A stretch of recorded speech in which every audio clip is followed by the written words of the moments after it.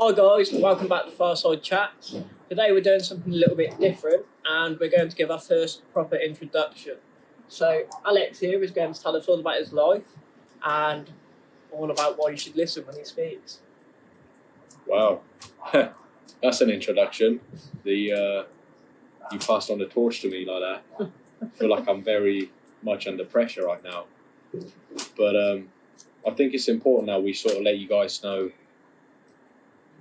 in this episode, which is a little bit different, who we are, what we've been through, what we can offer, and essentially what you should listen to us, just, because at the end of the day, we could just be two idiots talking shit, really. But, yeah.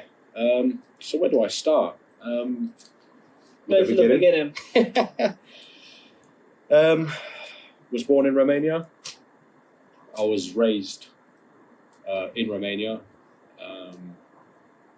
My parents came to the UK roughly in 2007 or so. And then obviously I was left out there with my grandparents. They were looking after me until my parents were able to then bring me over here. They obviously left earlier to, build a house, build a foundation for me and my brother to come to. How old were you at the time when you finally made the move? I want to say about 9-10 years old. I was very young. I think I've done something like, I finished year 5 out there. And then I was brought over here, and because the education system is very different, I finished year 5 there. And then when I moved here, I was put in year 7. And I think this is because, I don't want to sound weird or anything, but I think the education system is more advanced out there. So then I was put almost 2 classes ahead. Yeah. And I arrived here. I mean, we were doing advanced multiplication and problem solving probably from year 1. Whereas I feel like here, in year 7, we were just starting to learn about that stuff. But yeah, so I moved over here when I was about 10. Started school. Obviously, for a long time, school was very difficult. Simply because I couldn't speak a word of fucking English, mate, really. But we were taught English back home. But the English we were being taught to what was here is just 2 different worlds. Now, that was very difficult because when you can't communicate well, how would you let people how you feel? How would you let people know what you want? So that was a huge challenge for me, but managed to adapt. I was very fortunate that I had supportive people around me. I did extra English classes and stuff to sort of try and adapt quicker and learn quicker. But I think the best thing out of it all was obviously being at school and around students. And I think that's how I picked it up mostly.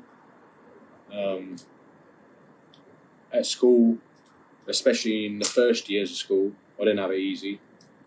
A load of fighting, a load of bullying. And bullying was done to me not because I was accepting it, but because I was so scared of my dad. My dad warned me before going to school every day. I was a bit of a troublemaker. That's the truth. But my father warned me every day before going to school.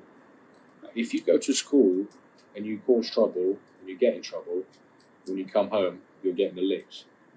So I'm so scared about it that I'd rather just take shit at school and not have to deal with that side of things at home. Because as much as I didn't care about getting the licks, but what I cared about is making my parents proud and making them happy, and obviously making them, because they already had a lot of stress going on. My idea was to make them feel like, he's safe, he's doing all right, he doesn't have any trouble, he's cool. I wasn't scared about getting a slap or so from my dad or whatever. It was more about making sure that they feel safe with me being safe at school. Not adding to their burden. Exactly, not adding more stuff to their already. Like, what you guys got to understand, right? When my parents came to the UK, they literally came with 1 luggage, and now we have everything. So I know how much they went through, and the stresses that they went through to be able to give me and my brother a life and an opportunity to thrive. So my idea was just go to school, keep your mouth shut, don't say nothing, and don't be a burden on your family, you know what I mean? Make them feel like you're safe and you're doing well and whatnot. So that was tough. I remember I got into a lot of fights. I encountered a lot of racism, you know. I don't want to be the one to pull the race card, but I did, you know. Fuck off to your country, where's your fucking passport, fuck off, this and that, you're Romanian, but whatever, a lot. But that didn't really affect me because I didn't really know what racism was until I came here. Because from the foundations of the way my grandparents and my parents raised me was to respect each and every person, no matter their background, where they're from and who they are. If they respect you, give the same back, you know? So it didn't really affect me. I didn't really care about the bully, the racism side of things. What I cared about is when, you know, get called names and being sworn at. Now, you can understand that I come from an environment where if someone even says anything about your mother, they get fucked up, like really badly. So that for me was like, that's what really affected when people made jokes about your mum or, you know, said certain swear words that were related to your mum. That really fucking pissed me off. That's what pissed me off the most, and I think that's what got me to most fights, you know. That used to trigger me the most. So, not gonna lie, school, especially in the early years, wasn't my happiest of places because as much as I enjoyed fighting and stuff, I just didn't really, I just wanted to go to school and fucking learn and have a bit of fun, you know. In that time, I remember somebody was trying to bully me, and our other brother, who you're going to meet in a future podcast, I remember he saw it. You know what I'm talking about. He saw it, and even though I didn't speak any English at the time, we just nodded. We recognised each other. He recognised what's going on. Beat the shit out of the guy, and then came to me, sort of tapped me on the shoulder, and just sort of like acknowledged me that I knew what he meant. I knew that if I needed anything, he would be there. And shortly after that, that's when I got introduced to boxing and fighting under coach. And that was an experience, and I think from there on, I've learned the true art of fighting, you know, the true art of martial arts. Coach Hamish was the best coach I could have ever asked for. Not just in the martial arts side of things, but in life. I mean, you know, I called him Dad, so that's why he was to me. He was like a second dad. He was that sort of like role model, that person I was like always sort of like looking up to and wanting to be like. And alongside boxing, I played a lot of rugby. Also did kickboxing. I dabbled a little bit into karate, but it wasn't really my thing. Didn't quite enjoy it. Perhaps I didn't have the right environment to train in. And then I moved into Greco-Roman style wrestling, free wrestling, and MMA, again with coach. And man, those sessions were some of the most brutal sessions that we've ever had. I mean, did you ever come to the Agogi? Only later towards on. The end, Yeah. Never in the glory days. I mean, there was times it'd be, I don't know, minus 10 degrees outside. We'd be training inside where it's hot, sweaty. Then we'd be outside, just running, sprinting up and down, back in, loads of intense trainings, and then going back outside and coming back in, then spar, then going back outside, then back to spar. It was fucking brutal. I mean, it literally lived up to its name. It lived up to the Agogi, you know, to the Spartan ways. We really got tested, really, more mentally than physically. Like, we were built to be unbroken, you know. From there on, I obviously started studying more, got into A-levels. I studied English language. Funnily enough, I wasn't allowed to study English language. So my teacher said, you know, you shouldn't study English language because you're not from here, you're going to fail. Now, I did take it on my own hands, and I did choose to study English language, and I ended up being the only person who passed in the class. Really? Yeah. It was me and about 10 other girls. Smart girls, snobby girls. Yeah. And they all failed and I passed. It was brilliant. Should have seen their faces. Also studied Spanish. I could speak Spanish. I also studied IT and computer science, as well as business studies and economics. That was my thing. I was interested in making money. And then from there on, I went to university, studied in Brighton, and then studied in Oxford, focusing on accounting, finance, and economics. Now, alongside this whole time, I had 2 jobs, and I was training for strongman competitions as well as studying.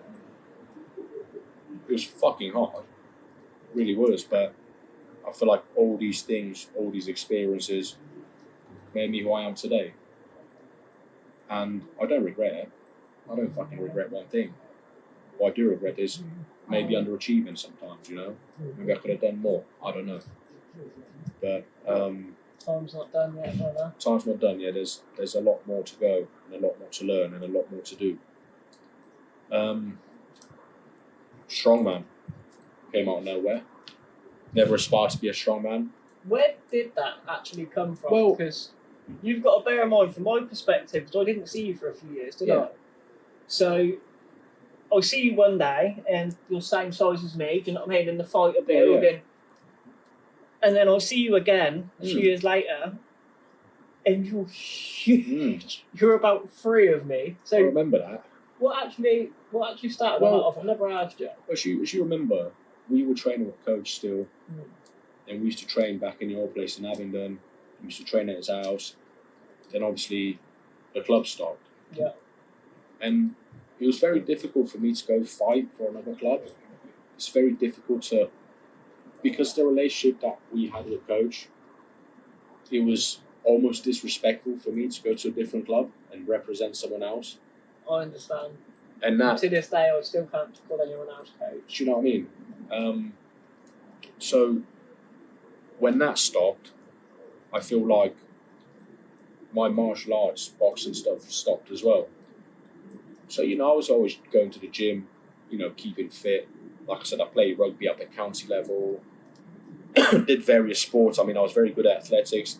Funnily enough, I was very good at sprints, like 200, 300 meter sprints, javelin throw, discus, shot put. I was very good at all these things. So I was training them regularly. I was also training at the gym. I dabbled a little bit to Olympic lifting. I was very much into like sort of power. I didn't want to call it bodybuilding. I wasn't a bodybuilder, but I called it power building. You know, lifting heavy while also trying to look good at the same time. So did that for a while, and then met a guy at a gym, and you know, he saw me. I was very strong. I mean, I was about 68 kilos or something, but you know, I was deadlifting fairly heavy for my body weight at the time. You know, pulling fairly heavy stuff, like double, triple my body weight, really. And he was like, "Oh, have you ever heard of strongman?" And I was like, "Not really, mate. What's strongman?" And then he explained to me, and I was like, "Oh, yeah, I remember, you know, because we always used to watch it on telly. In Romania, it used to be shown all the time, whereas here it's only shown at Christmas. And I remember watching it at Christmas time, and I was like, yeah, those big guys, I lift those concrete bowls and pull trucks and planes and things." And that idea really fascinated me, because I thought, growing up, you know, people like the Hulk, Spider-Man, Iron Man, I just wanted to be strong. You know, I always dreamt about being strong, having superpowers, and I felt like that was my next chapter. You know, you sort of, like you said, well, why don't you give this a go? And I went to a couple of strongman gyms, and sort of never looked back after, because I felt like that was the right thing for me to do, and it felt fucking awesome, bro.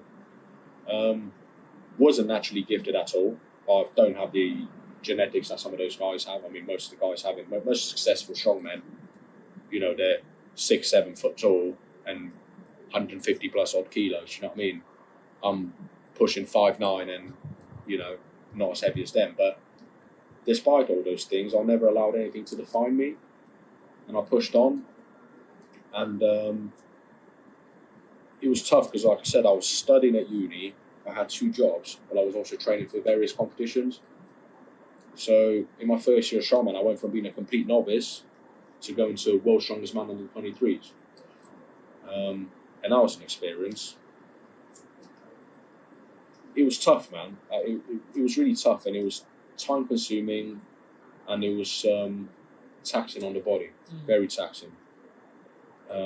perhaps this is something I will delve in at a different time when it comes to nutrition, strongman, steroids usage, and I'll be very transparent with you guys, and expenses and whatnot, costs, because it really is a fucking hobby. Like, there's not a lot of money to be made out of it, and unless you made it to like 1% of the best fucking strongman in the world, you're not making fucking money, So my strongman career, I broke Romanian lock press record, and I still own it.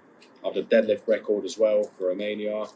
So my lock press record is at 185 kilograms, and then my deadlift record is at 382.5 kilos. So, pretty good fucking numbers. So some light weights then. Yeah. I mean, I competed all over the world, competed all over Europe, competed at Europe's Strongest Man in 2020. I never expected to do anything with it. I started as a bit of fun, and then it just became sort of full-time. And it was fucking awesome. It opened a lot of doors for me. It gave me a platform to express myself and do what I love, inspire people, motivate people, showing people what I'm about. I guess exactly what we're doing right now. Yeah. I had a big downfall in, I want to say around 2019, 2020, when my grandpa passed away. He was a big influence in my life.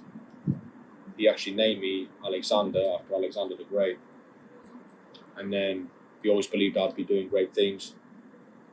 And, looked after me he looked after me when I was a kid. And he really was a fucking man. He was a hard-working man, a tough man. He didn't know holidays, he didn't know nothing, he just knew work. That's what he knew. He knew fucking work and provided for the family. I didn't know this till later on in life, but my granddad was known for his strength. When he used to work back in the factories during the communist times, he was known for pulling and pushing trains.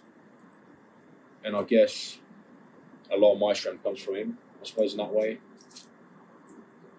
And once I lost my granddad, I think I went down a downward spiral and got into depression. At first I didn't accept it as depression. I was like, depression doesn't exist. I was one of those guys. I was like, depression doesn't exist. It's for fucking pussies. Fuck those weak men. Blah, blah, blah, blah. It's how it was. I didn't believe in it. And I think it took me a long time to accept the fact I was depressed and I was struggling. And until accepting that, I tried to take my life twice. Once by hanging, and second time, I don't want to describe it as horrible, but yeah, I could fucking see my soul leaving my body. I was very fortunate. I'm very fortunate to still be here because of my mum and my partner Olivia. They're my angels. They saved my life, and of course God. From after those attempts, I've actually accepted what's happening, and I seek help and advice. I prayed a lot. Prayer helped me. God guided me. I was always a believer, but I think after that, it's strengthened my relationship with God in that way. Because I think He allowed me to be here, and I think He believes that there's a greater purpose for me, which I don't quite know yet. And many times I ask myself why I'm still here. But I'm here, and I believe I'm here for a purpose, and I'm here to fulfill a purpose and hopefully leave the world a better place than when we found it. It's a very difficult time. It took me a long time to recover from that, and I think that was the time when I recognised I'm putting a massive fucking burden on my family. Although they were very supportive and supporting me and looking after me, but like mum was going to work, my dad was working a lot, Olivia wasn't going to work because they didn't feel like I was safe to be on my own. And I saw the pain that they saw through my eyes in a way. Yeah. That was hard.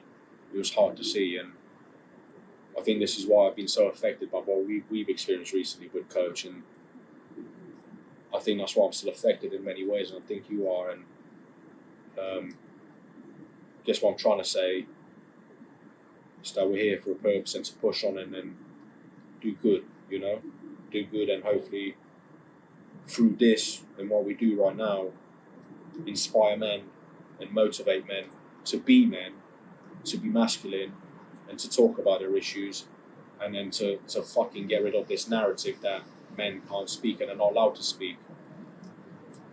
I guess is part of our goals, but after strongman, I decided to go back into martial arts and was training with coach full time. And my goal is to get back into the ring and fight. And once that's over, I don't know what's next, bro, if I'm honest with you. I always needed to be challenged. I always needed a new challenge in my life. And I always sort of look for, well, what's next? I've achieved this, what's next?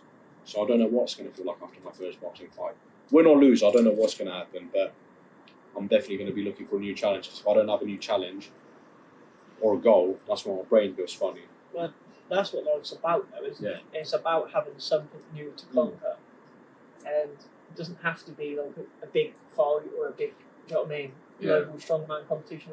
Yeah. But there has to be some new goal. Yeah. Otherwise, what is life about? What's life about? Wake, eat, shit, sleep, repeat. That's not life. That's existence. Yeah. It's funny because I've not always been able to speak about this. I've not always been able to openly speak about what I've been through. But I think as I got older and hopefully wiser, my experience and my circumstance and my story maybe would inspire others to not go down the same path as me and, seek help and be a better person and whatnot, So I can openly speak about this now and hopefully it can change someone else's life. That's me in a nutshell. Don't know if I've missed anything. I don't know if you have any questions for me. It's really hard for you to find questions because you've known me all my life. Yeah, it is. I'm trying to look at it from the outside. Yeah. The only thing I'd really ask is if out there's someone watching who's having these suicidal thoughts or any sort of thought like this, what would you say to them? Man, honestly, the first thing and the greatest thing for me was acceptance. Accepting the fact that I'm not fucking crazy. Like, I'm not fucking mental. I'm not a madman. Accepting the fact that I'm just not okay right now. And look, everybody's going to tell you, yeah, go see a psychologist. Go on these fucking antidepressants. And I've been on antidepressants, bro, and I can tell you they're not the fucking answer. In fact, antidepressants made me worse. And the doctor put me on sertraline. I think it's called fluoxetine. Another one, another antidepressant, and then also tried to put me on Prozac. And when I saw Prozac, I was like, yeah, I'm not doing this. And I said goodbye to them because they weren't making me any better. In fact, they were almost making those voices in my head louder. And at some point, I realised it was affecting me in such a bad way that I was like a fucking zombie. I was a robot. Like, Olivia would speak to me, would be at dinner, and I'd have like no emotions. I'd just be blank. Zero emotions, nothing. So, but I'm not saying, don't do it and whatnot. At the end of the day, you got to do what's best for you. But this is how they affected me and many others. So what I'm trying to say is the best thing for me and the thing that helped me the most is speaking to my mum. Like, speaking to my mum because she was my biggest supporter alongside Olivia. They were my biggest supporters and I was able to speak to them. And I guess they made themselves available as well as my close friends. I mean, I remember there was times when I'd call coach at like 12 o'clock at night because I just got in trouble because my head was fucked up. And be 12, 1 o'clock in the morning and we'd be on the phone for a couple of hours. It's important to have people around you that make themselves available for you. Not just saying, yeah, call me if you need something and never answer the fucking phone. I genuinely have people that are available for you so that when you are in trouble and you have those thoughts, you can call them and speak to them. That's the thing that helped me the most. And the other thing is routine and structure helped me massively. Getting back into training, going on regular walks, nutrition, But look, ADHD, right? A lot of ADHD stuff can actually be corrected through nutrition. You know, a lot of depression stuff can be treated through nutrition. Look, walks out in the nature, grounding. Look, walking barefoot on the grass is amazing. Does amazing things. Can't fucking explain it, but it does wonders. Little things like that, man. Nature's healing, and look, whatever you guys believe or what you don't believe, Christ is King, man, and He helped me to overcome a lot of my issues. You know, get close and personal with God. You don't have to be religious, you can be spiritual. You don't have to know how to pray, you can pray in your own way with your own words. That's me, man. So, training, structure, have the right support, right people around you, and just get out of the house, man. It's the worst thing to do is be stuck in the house. It fucking is. Yeah, it's not always been easy, and there's probably a lot of things that I've missed out, and a lot of the things that I probably shouldn't speak about because, well, you know what it's like. Yeah. But I can assure you that life is really what you make it. It really fucking is, and I guess in many ways, life's on life terms. We're just fucking living in it, you know. So, whatever you believe that you want to do, go on and do it. However fucking big your dream may be, doesn't fucking matter if it scares you. If it fucking scares you, good. It means you fucking go after it. And you keep going and you keep pushing. And I guess you don't need anybody to believe in yourself. As long as you believe in yourself, that's enough to take you fucking far away in life, man. And there's always a saying, sort of like, you should always aim for the stars, and at least if you don't fucking reach one, at least you're fucking up there with them, you know. Even if you miss, you're at the moon. Well, even if you miss, man, you're still up there with them. Yeah. Do you know what I mean? So, life will never get easier, and I think for a lot of us in this day and age, life's become more and more difficult, especially when it comes to like buying a house, getting a job, you know, salary sort of stay like that, house prices went like that. Also, just lack of support in many ways, you know.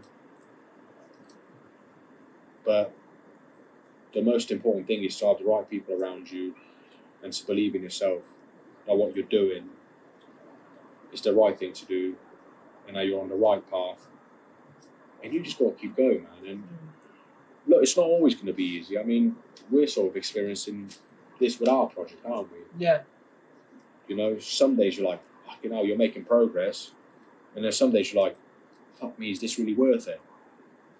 So on those days when you're questioning yourself, that's when you find out who you really are. Are you just going to fucking quit? Or are you going to keep going?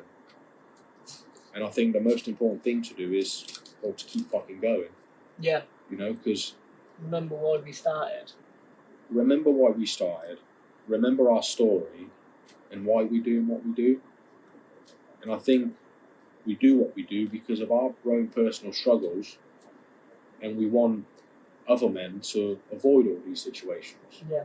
And not end up in the same situations as us. Learn from what we've gone through. Use our experience to avoid the mistakes that we've made, you know?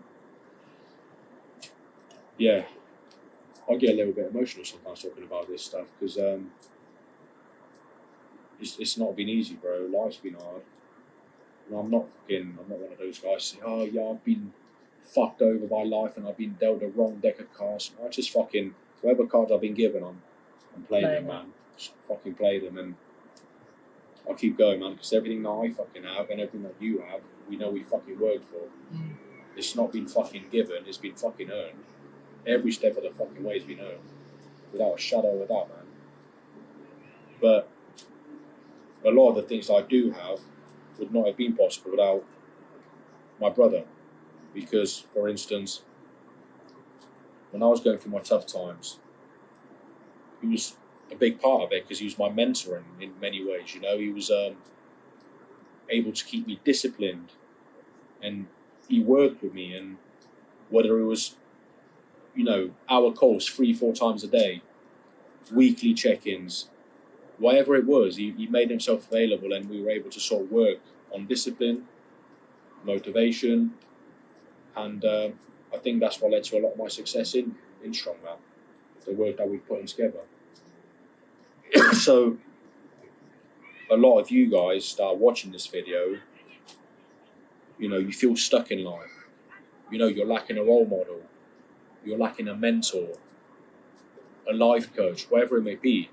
Make sure you reach out to Peter, because he does a lot of good work out there, and it's not just about the content that he puts out, it's the knowledge that he has from life that can help you push on and becoming successful in business, in sport, education, whatever it may be. He knows it. Get in touch, reach out. He's been a great mentor and a friend to me, so I'm sure he can be the same for you guys, for sure. I appreciate you saying that, bro, but your success is your own. Well, I can help you and I can guide you, but that discipline, that fire, that was all you, brother. the truth is, bro, would I really be me without you? And I could say the same. We've known each other for how long? yeah, too long. Ouch. It's the same, I think, for the three of us. Yeah. Would we have gotten this far without one another? And honestly, my answer is straight up no. I would have not been where I am today, in the position I am today, with some of the people who were a massive influence in my life. And again, I go back to Coach, because he was such a massive influence in our lives. I would have not been here anymore. That's the fucking worst thing, the toughest thing, because we